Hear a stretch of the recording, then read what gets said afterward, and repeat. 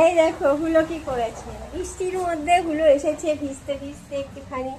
মাঝে হুলোর না একটু শরীরটা খারাপ হয়ে গেছিল, তাই আমি ভাবলাম হুলোকে তো আমি ওষুধ খাওয়াতে পারি না, হুলো বাইরের বেড়াল, ও ধরাও দেয় না খুব একটা, ওষুধ ইঞ্জেকশন ও দেবেই না খাওয়াতে, এমনি খাবার দেয় ঠিক আছে, আদর করিয়ে অবধি ঠিক আছে। চোখগুলো হয়ে গেছিলো একটু, কীরকম জল জল হয়ে গেছিলো, আমি ভয় পেয়ে গেছিলাম কী হলো হুলোর, কিন্তু খাবারটা খেত। এই যে আজকেও খেয়েছে, একটুখানি ফেলেছে, এটা হুলোর স্বভাব। এবার খেয়ে দিয়ে এরকম টুলের উপর বসে আছে। বৃষ্টি পড়েছে, গা পা ভিজে গেছে, তাই না উলে উলে বাবালি বলে বাবালি বলে বাবালি। এখন বাইরে প্রচুর জল, সব জল, এই এখন একটু করে হলো পরিষ্কার করবো। থাকো এখানে, তুমি এখানে জল নেই, থাকো। জল কাদার মধ্যে চলছি আমি।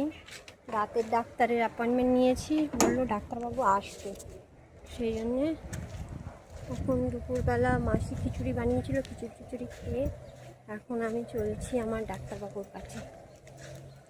দমদমে যেতে হবে, অনেক দূর। এখানে ডাক্তারের তো যা হলো হলো, দেখলেনি, এবারে দমদমে যেতে হবে।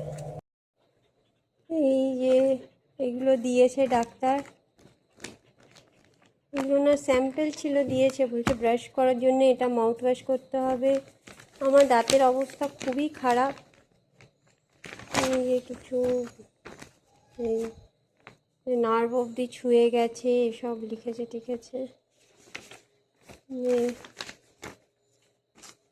ছবিও তুলে দিয়েছে। এক্স রে করেছে, 1100 টাকা আজকেও গেল। এই সব কটা দাঁতের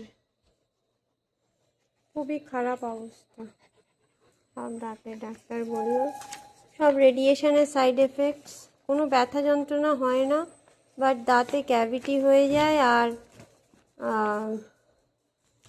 আমার তো একটা দাঁত থেকে তো ব্লিডিংও হচ্ছে এরকম, কিন্তু কোনো পেইন নেই। এটাই হয় রেডিয়েশনের সাইড এফেক্টসের, এফেক্টস। এই দা কালো কালো, এদিকে একটা কালো হয়ে এসছে, হ্যাঁ, তো এরকম প্রত্যেকটা দাঁতেই অবস্থা খারাপ।